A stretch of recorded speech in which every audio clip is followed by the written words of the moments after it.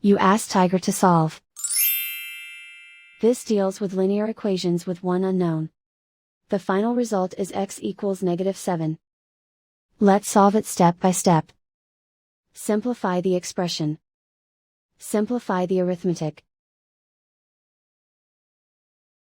Isolate the x. Divide both sides by -12. Cancel out the negatives. Simplify the fraction. Move the negative sign from the denominator to the numerator. Find the greatest common factor of the numerator and denominator. Factor out and cancel the greatest common factor. And so the final result is x equals -7.